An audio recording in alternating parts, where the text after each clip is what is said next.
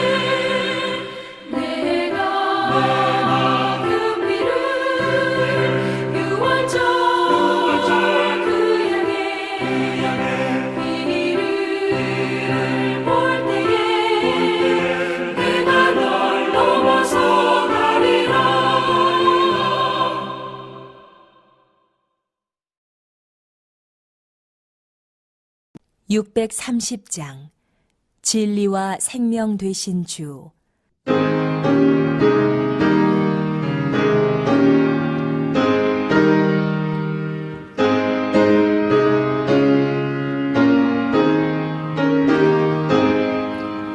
진리와 생명 되신 주, 이번을 바치옵니다.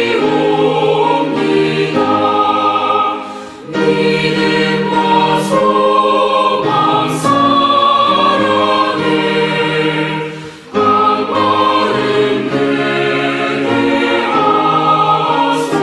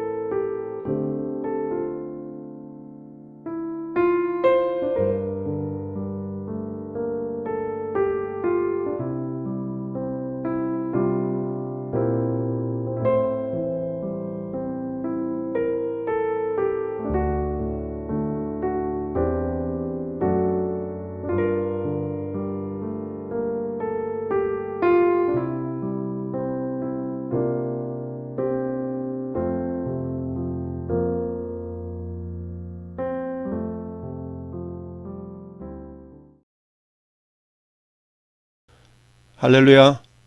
어느덧 9월 마지막 주가 되었습니다. 오늘은 마지막 주로서 선교 주일로 지킵니다. 오늘 말씀은 사사기 7장 1절부터 3절을 중심으로 너무 많은 즉 돌려보내라 라는 제목으로 말씀의 은혜를 나누기를 원합니다. 하나님께서는 신명기 7장 1절부터 5절에서 이스라엘 백성들을 향해서 이렇게 명령을 내리셨습니다. 내 하나님 여호와께서 너를 인도하사 네가 가서 차지할 땅으로 들이시고 내 앞에서 여러 민족, 헷 족속, 기르가스 족속, 아모리 족속, 가나안 족속, 브리스 족속, 히위 족속과 여부스 족속 곧 너보다 많고 힘이 센 7 족속을 쫓아내실 때에 내 하나님 여호와께서 그들을 내게 넘겨 내게 치게 하시리니 그때 너는 그들을 진멸할 것이라. 그들과 어떤 언약도 하지 말 것이요 그들을 불쌍히 여기지도 말 것이며 또 그들과 혼인하지도 말지니 내 딸들을 그들의 아들에게 주지 말 것이요 그들의 딸도 내 며느리로 삼지 말 것은 그가 내 아들들을 유혹하여 그가 여호와를 떠나고 다른 신들을 섬기게 하므로 여호와께서 너희에게 진노하사 갑자기 너희를 멸하실 것임이니라.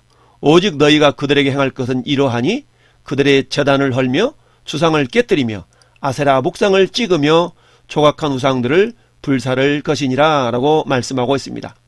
신명기서는 출애굽 1세대 곧 애굽에서 나온 약 60만 명의 장정들 가운데 하나님의 말씀을 신뢰하지 못하고 원망을 일삼았던 20세 이상의 모든 성인들이 다 죽고 이제 여호수아와 갈렙만이 가나안 땅에 들어가게 되어지며 또한 광야에서 태어난 20세 이하의 아이들이 자라서 성인이 된 그 세대를 향하여서 하나님은 모세를 통하여서 세 편의 설교를 하신 것이 신명기서입니다. 따라서 신명기는 가나안 땅에 들어가서 이스라엘 백성들이 어떻게 살 것인가를 말씀해 주신 내용입니다. 이처럼 하나님께서 가나안 땅에 들어가거들랑 이렇게 살아라 라고 명령하시고 언약을 맺으셨습니다. 그리고는 여호수아와 갈렙을 통하여 이스라엘 백성들이 가나안 땅에 들어가서 약 10여 년에 걸쳐서 가나안 땅을 12지파에 분배하고 정복 전쟁을 벌이게 되었습니다. 그러나 정복 전쟁을 통하여서 하나님 허락하신 땅에 들어가긴 하였지만 여전히 정복하지 못한 많은 땅들이 남아 있었다라고 사사기서를 통하여서 우리에게 말씀하고 있습니다. 사사기서 1장 1절은 이렇게 말씀합니다. 여호수아가 죽은 후에라고 시작을 합니다. 그리고 마지막 21장 25절은 그때에 이스라엘의 왕이 없으므로 사람들이 각기 자기의 소견에 오른 대로 행하였더라라는 진술로 마치고 있습니다. 사사기의 처음과 마지막을 둘러싸고 있는 이 두 구절은 사사기의 역사적 배경을 밝혀주고 있습니다. 곧 이스라엘은 여호수아의 죽음 이후에 중앙 지도자가 없는 부족 연합국가의 형태를 띠게 됩니다. 이는 국가 정치 체제 면에서 볼 때에 모세와 여호수아라고 하는 전 민족적인 지도자의 지도를 받던 때와 비교하면 오히려 후퇴한 것이라고 할 수가 있습니다. 사사기의 불행은 각 지파별로 이루어지는 정복 정착 단계에서의 이스라엘의 불순종에서부터 시작됩니다.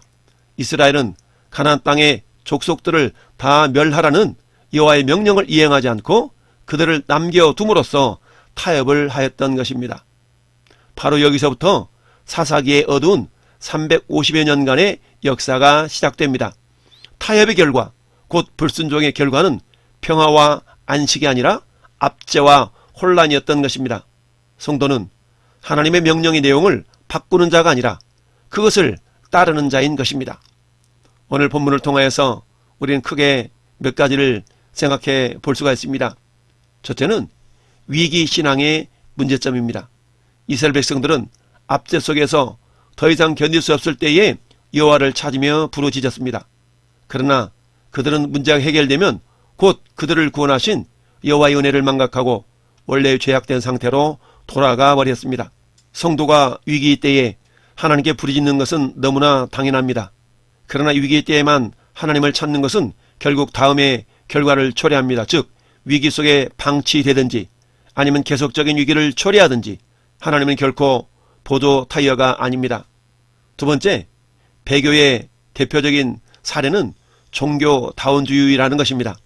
이스라엘이 여호와 앞에 반복하여 행한 범죄는 바로 가나안의 신들을 섬기는 것입니다.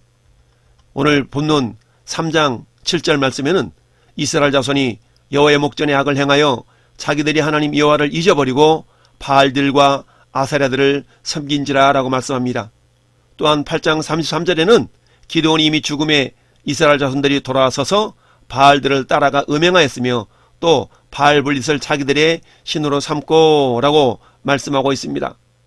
사사기 10장 6절에도 이스라엘 자손이 다시 여호와의 목전에 악을 행하여 바알들과 아스타롯과 아람의 신들과 시돈의 신들과 모압의 신들과 암몬 자손의 신들과 블레셋 사람들의 신들을 섬기고 여호와를 버리고 그를 섬기지 아니하였다라고 말합니다. 가나안 종교는 혼합주의적 특성을 가지고 있어서 결코 이스라엘로 하여금 여호와 신앙을 버리라라고 요구하지 않습니다.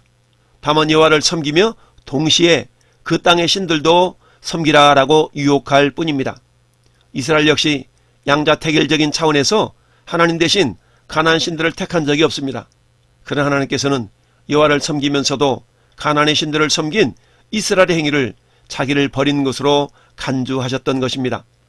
성경이 말하는 배교는 여호와 하나님 한 분만을 경배의 대상으로 섬기지 않는 모든 행위를 다 포함하여 가리킵니다. 이런 의미에서 모든 종교가 한 길로 통한다는 현대 종교의 다원주의는 배교의 대표적인 경우인 것입니다. WCC가 대표적으로 종교 다원주의를 부추기는 종교 단체인 것입니다. 세 번째 우리가 생각해 볼 것은 인간 본성의 부패성을 반영하는 범죄의 순환의 역사를 사사기를 통하여 살펴볼 수가 있습니다. 사사시대의 역사는 범죄, 징계, 회개, 구원, 망각, 재범죄라고 하는 하나의 기본적인 역사의 패턴을 보여주고 있습니다. 범죄 후 하나님의 징계와 구원의 은총을 체험하고도 그것을 쉽게 망각해버리고 다시 죄에 빠지는 악순환을 거듭하고 있는 것입니다. 그러나 범죄의 악순환은 단지 사사시대의 특징으로만 한정되어지는 것이 아닙니다. 아담의 타락 이후에 모든 시대, 모든 사회, 모든 개인의 삶의 패턴은 기본적으로 범죄의 순환사입니다. 인간 역사의 기본 패턴이 범죄의 악순환이라는 것은 그만큼 인간 본성의 부패의 정도가 심각하다는 것을 반영하는 것입니다. 사사기에는 이처럼 총 6차례의 반복되는 범죄의 순환사가 기록되어 있습니다. 그러나 그 주기는 단순한 반복이 아니라 죄의 주기가 반복이 될수록 이스라엘의 영적, 도덕적 상태는 더욱 깊은 수렁으로 빠져 들어가는 나선을 그리는 주기를 보이고 있습니다. 하나님은 이러한 이스라엘의 죄의 악순환 속에서도 회개하는 자기 백성을 버리지 않으시는 사랑의 하나님을 볼 수 있습니다. 이를 위해서 세우신 인간 사사는 잠시 쓰임받는 지도자였지만 여전히 한계를 지닌 존재에 불과한 것입니다. 따라서 사사기를 통해 우리가 생각해 볼 것은 진정한 사사는 예수 그리스도시라는 사실입니다. 사사들은 이스라엘을 구하고 다스리는 당대의 사명을 감당한 자들이었습니다. 그러나 그들의 사역과 존재는 일시적이며 불완전한 것이었습니다. 인간 사사들은 스스로의 한계와 약점을 지닌 자로서 이스라엘 역사의 짧은 무대에 잠시 등장하였다가 사라졌으며 이스라엘 백성들의 범죄와 그에 따른 압제는 계속되었던 것입니다. 사사기는 인간 사사들의 불완전성을 드러냄으로써 결국 영원하고도 완전한 사사이신 예수 그리스도를 지향하고 소망하게 한다라는 말씀입니다. 오늘 본문은 네 번째 범죄의 악순환이 등장하고 있습니다. 그래서 하나님께서는 기드온이라는 사사를 세워서 네 번째 범죄의 악순환을 끊을 것을 명령하고 있습니다. 첫 번째 범죄의 악순환은 이스라엘 자손이 여호와의 목전에 악을 행하자 이방민족인 메소포타미 왕 구산 리사다임에게 8년을 팔아 넘기셨던 것입니다. 이때 세움받은 사사가 갈렙의 아우 그나스의 아들 온니엘입니다. 결국 40년 동안 평온함을 유지할 수가 있었습니다. 그러나 이어서 이스라엘은 또다시 여호와의 목전에 악을 행하자 하나님께서 모압 왕 에글론을 강성하게 하셔서 18년 동안을 섬기게 합니다. 이에 다시 부르짖는 이스라엘에게 하나님은 베냐민 사람 왼손잡이 에웃을 사사로 세우셔서 구원하시고 80년간을 평온하게 하셨습니다. 그러나 그 평온의 시대에 하나님만을 신뢰하고 나가는 것이 아니라 에웃이 죽자 또다시 이스라엘은 여호와의 목전에 악을 행하여 이제는 가나안 왕 야빈의 손에 20년 동안 이스라엘을 하나님께서는 팔아 넘기셨습니다. 이에 부르짖는 이스라엘에게 이번에는 여선지 사사 드보라를 세우셔서 이스라엘을 구원하셨습니다. 결국 또한 40년 동안 평온을 유지했지만 이스라엘은 또다시 여호와의 목전에 악을 행하였기 때문에 이제는 7년 동안 미디안의 손에 넘기시게 되었습니다.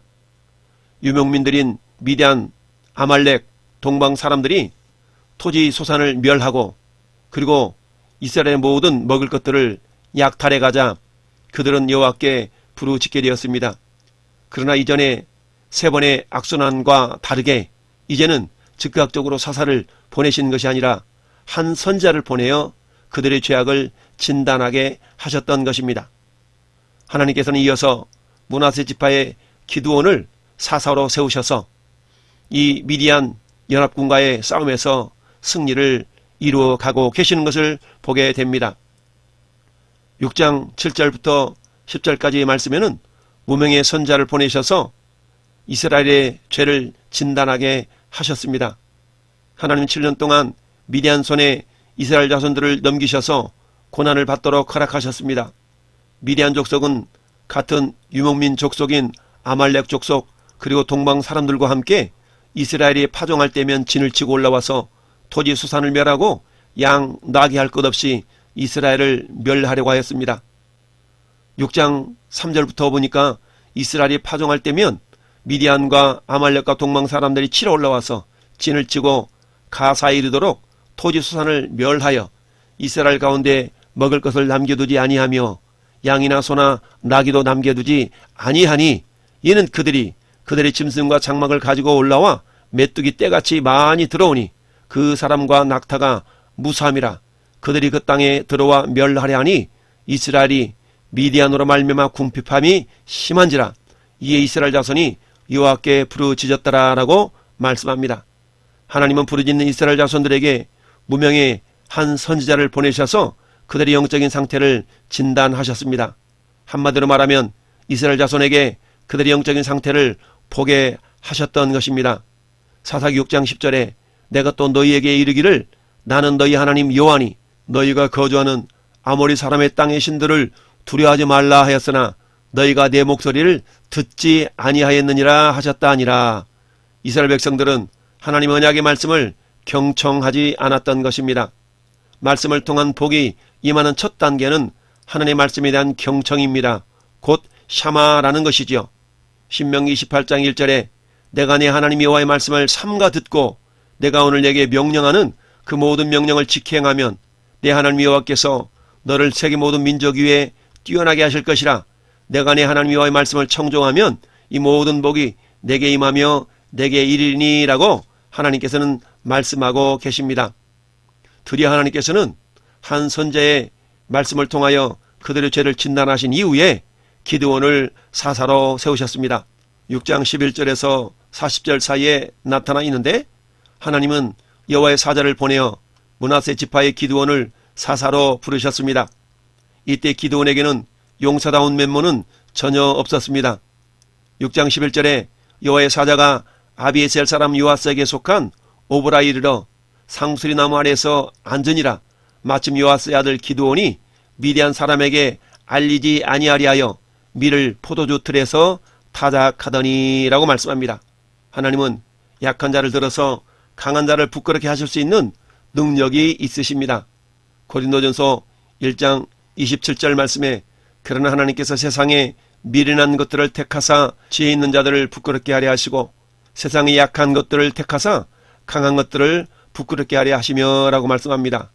그 이유를 고린도전서 1장 29절에는 이는 아무 육체도 하나님 앞에서 자랑하지 못하게 하려 하심이라 라고 말씀합니다. 사사로 부름받은 기드온은 하나님을 향하여 원망합니다. 그 옛날 조상들을 애굽에서 구해내신 그 모든 이적이 어디 있냐고 말합니다. 그럼에도 불구하고 하나님은 내가 너에게 힘을 줄 터이니 그 힘을 의지하여 미디안 손에서 이스라엘 자손을 구원해내라 라고 말씀합니다. 기드온은 자신이 부름받은 확신이 들 때까지 표징을 요구합니다. 여호와 샬롬의 하나님은 기드온의 부탁을 모두 들어주십니다. 결국 순종한 기드온에게 하나님은 성령을 부어주셨습니다. 우린 여기서 한 가지 진리를 깨달을 수 있습니다. 그것은 성령 충만의 비결입니다. 성령 충만은 순종할 때에 나타날 수 있다는 것입니다. 그리고 성령 충만할 때에 협력자들이 일어납니다. 6장 34절에 여호와 영이 기드온에게 임하시니 기드온이 나팔을 불매 아비에셀이 그의 뒤를 따라 부름을 받으니라. 기드온이 속한 아비에셀 족속이 기드온 편에서 적극적으로 협력하고 있다라는 말씀입니다. 이제 부름받은 기드온은 미디안, 아말렉, 동방 사람의 연합군과 싸울 군사를 모집합니다. 6장 35절에 기드온이 또 사자들을 온 므낫세에 두루 보내매 그들도 모여서 그를 따르고 또 사자들을 아셀과 스불론과 납달리에 보내매 그 무리들도 올라와 그를 영접하더라 라고 말씀합니다. 기드온이 부른 네 지파는 미디안 동맹군의 전초 기지가 있는 이스라엘 평원에서 가장 가까운 곳에 있으므로 많은 피해를 입었던 것입니다. 그래서 기드온의 소집 명령에 함께 참여했던 것이죠. 이때 소집된 군사가 모두 32,000명입니다. 이에 비해 미디안 연합군 숫자는 12절 말씀처럼 메뚜기의 많은 수와 같고 낙타의 수가 많아 해변의 모래가 많음 같은지라 라고 그 수가 매우 많음을 설명하고 있습니다. 정확한 숫자는 8장 10절에서 12절 사이에서 기록되어져 있습니다. 사사기 8장 10절에 이때에 세바와 살문나가 갈고리에 있는데 동방 사람의 모든 군대 중에 칼든 자가 12만 명이 죽었고 그 남은 15,000명 그들을 따라서 거기에 있더라 라고 말씀합니다. 결국 기드온의 300용사를 중심으로 물리친 미디안 연합군은 13만 5천 명인 것을 알 수가 있습니다. 오늘 본문 7장 1절은 두 진영이 서로 전쟁을 앞두고 대치하고 있는 상황을 설명하고 있습니다. 하롯셈 물가 곁에는 지금 32,000명의 이스라엘 군대가 진을 치고 있습니다.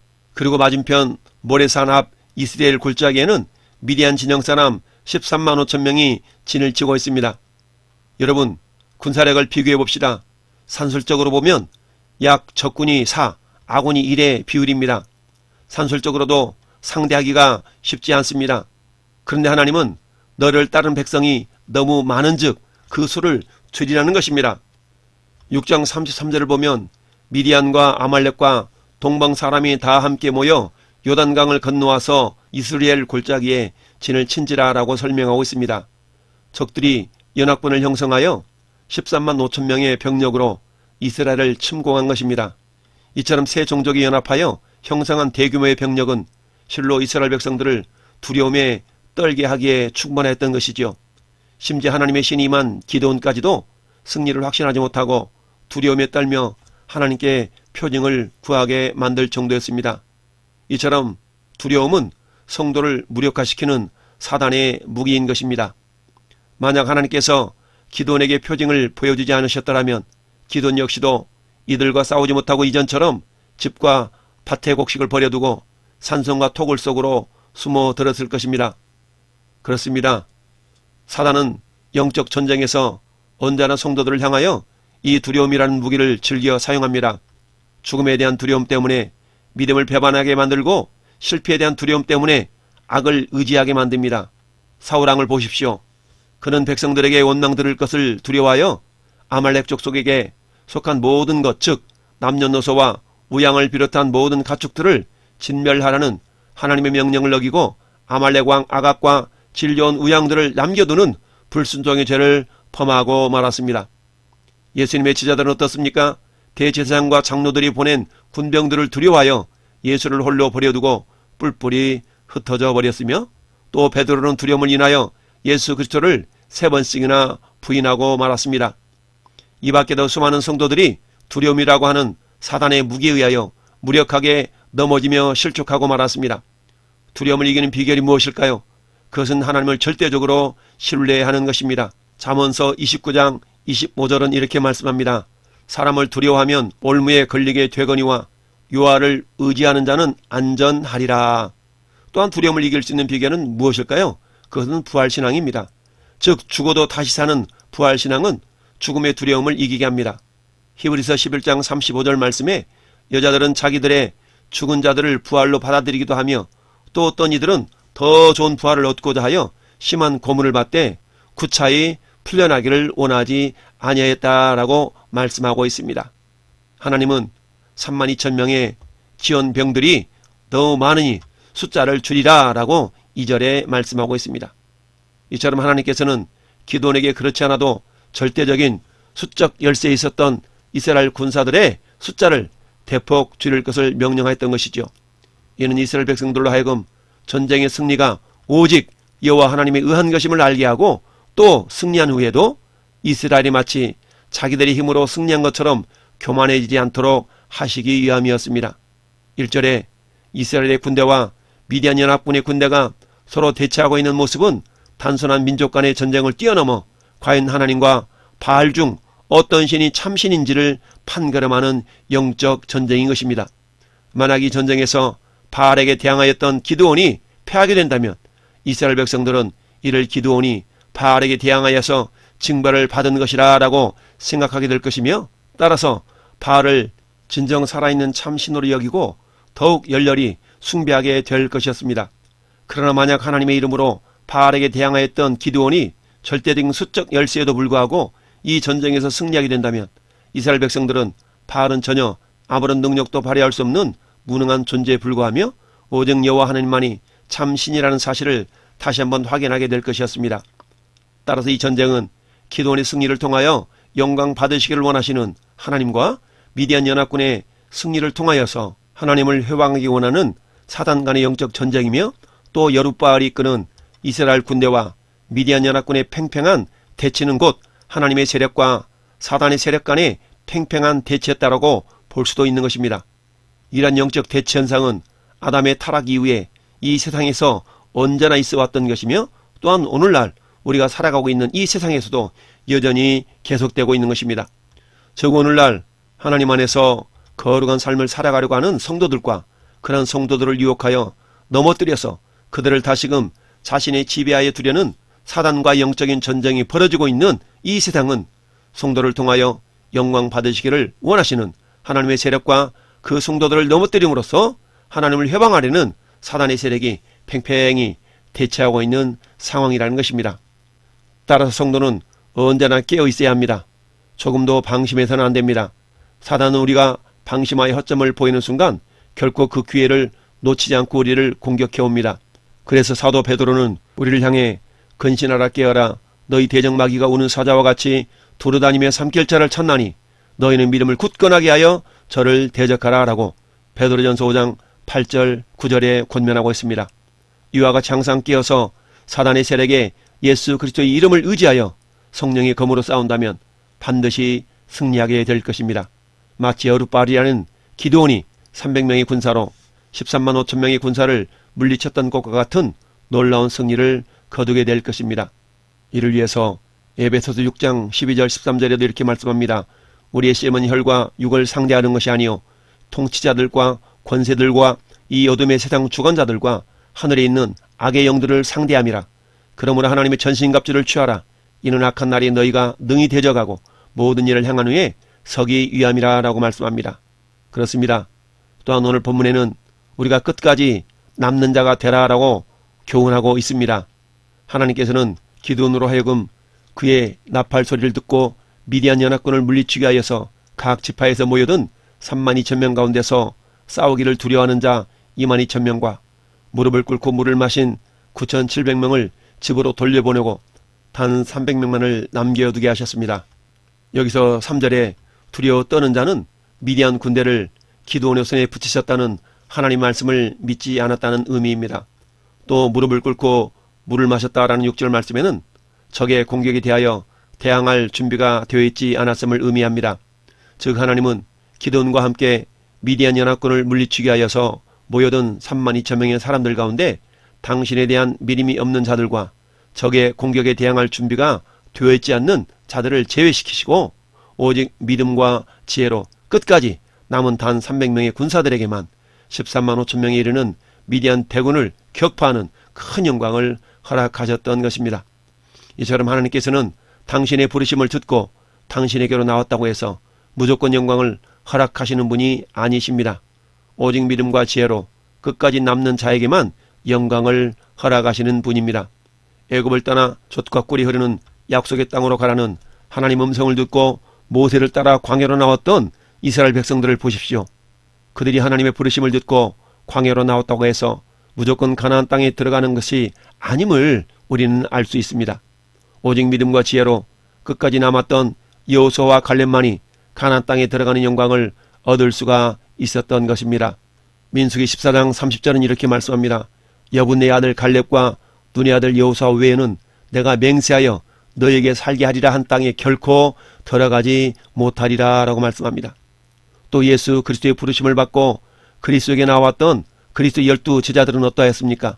그들 역시 전부 그리스도와 함께 12 보좌에 앉는 영광을 누릴 수는 없었습니다. 예수 그리스도를 하나님의 아들이요 세상을 구원할 구원자로 믿지 못했던 가룟 유다는 예수 그리스도를 장로들과 대제사장들에게 팔아넘겨 결국 그 직분과 영광을 잃어버리고 영원한 지옥불 속으로 떨어지고야 말았던 것입니다. 이것은 오늘날 하나님의 부르심을 받고 영원한 천국의 백성이 되는 영광을 누리기 위해서 교회로 나온 성도들에게 있어서도 마찬가지입니다. 즉 하나님의 부르심을 받고 교회로 나왔다고 해서 무조건 천국에 들어가는 영광을 누릴 수 있는 것이 아니라는 말입니다. 오직 예수 그리스도를 믿고 항상 사단의 공격에 대항할 수 있는 준비를 갖춤으로써 끝까지 남는 자들만이 구원의 영광을 누릴 수가 있는 것입니다. 끝까지 이기는 믿음으로 무장하는 왕성의 성도들이 되시기를 예수님의 이름으로 축원을 드립니다. 히브리서 3장 12절에 이렇게 말씀합니다. 형제들아 너희는 삼가 혹 너희 중에 누가 믿지 아니하는 악한 마음을 품고 살아계신 하나님에게서 떨어질까 조심할 것이요 오직 오늘이라 일컫는 동안에 매일 피차 권면하여 너희 중에 누구든지 죄의 유혹으로 완고하게 되지 않도록 하라. 우리가 시작할 때에 확신한 것을 끝까지 견고히 잡고 있으면 그리스도와 함께 참여한 자가 되리라 라고 말씀하며 마태복음 24장 13절에도 그러나 끝까지 견디는 자는 구원을 받으리라 라고 말씀하고 있습니다. 그렇습니다.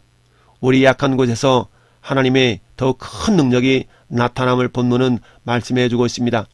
하나님 2절에서 너를 따르는 백성이 너무 많은즉 내가 그들의 손에 미디안 사람을 넘겨주지 아니하리라 라고 말씀하셨습니다. 그러나 이러한 하나님의 말씀은 기도는 물론 누구라도 도저히 납득하기가 어려운 말씀이었습니다. 왜냐하면 이미 이스라엘 군사는 미디안 연합군의 4분의 1도 채 되지 않았기 때문입니다. 그렇다면 왜 하나님은 기도원을 따르는 백성이 많다고 하셨을까요? 그것은 잘만 싸우면 굳이 4분의 1의 군사로도 적들을 이길 수 있는 확률이 있기 때문입니다. 그리고 만약 승리한다면 그 승리로 인해서 더욱 교만해져서 하나님을 바라보지 않았을 것임을 하나님은 알고 계셨던 것입니다. 이처럼 하나님은 인간의 힘과 능력이 당신의 영광을 가리우는 것을 용납하지 않으십니다. 그래서 하나님께서는 인간적으로 탁월한 힘과 능력을 지닌 강한 자들보다도 오히려 아무런 힘도 능력도 없는 약한 자들을 통하여 역사하기를 기뻐하시는 것입니다. 그래서 사도 바울은 이렇게 고백했습니다. 고린도후서 12장 7절에 여러 계시를 받은 것이 지극히 크므로 너무 자만하지 않게 하시려고 내 육체에 가시 곧 사단의 사자를 주셨으니 이는 나를 쳐서 너무 자만하지 않게 하려 하심이라 라고 말씀합니다. 이어서 12장 9절에도 나에게 이르기를 내 은혜가 내게 족하도다 이는 내 능력이 약한 데서 온전해짐이라 하시므로 도리어 크게 기뻐함으로 나의 여러 약한 것들에 대하여 자랑하리니 이는 그리스도의 능력이 내게 머물게 하려 함이라라고 고백합니다. 사랑하는 왕성의 성도 여러분, 하나님께 대한 믿음만이 진정한 용기의 근원입니다. 믿음이 없이는 진정한 용기도 있을 수가 없습니다. 믿음이 없는 용기란 오직 유치하고 어리석은 만용에 불과합니다. 그러므로 우리는 오직 믿음의 소유자가 되어야만 합니다. 어떤 유혹과 핍박에서도 흔들리지 않는 확고한 믿음의 소유자가 되어야만 하겠습니다. 이러한 믿음을 가질 때 비로소 하나님의 큰 역사를 이룰 수 있는 진정한 용기의 소유자가 됩니다. 우리 모두 깨어서 성령의 충만함과 지혜로 주님께서 쓰시고자 할 때에 끝까지 남아서 주님께 영광 돌리는 믿음의 군사들이 되시기를 예수님의 이름으로 축원을 드립니다. 아멘.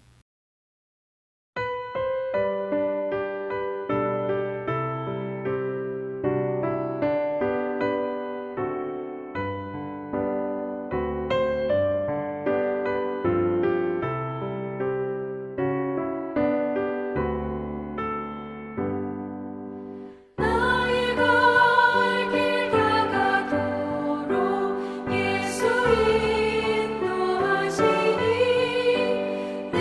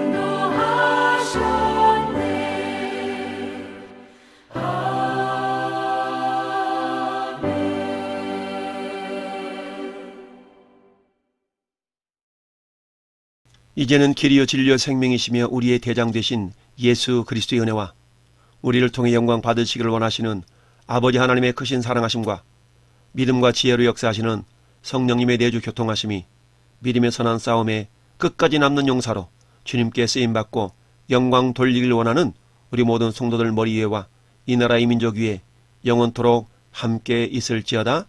아멘.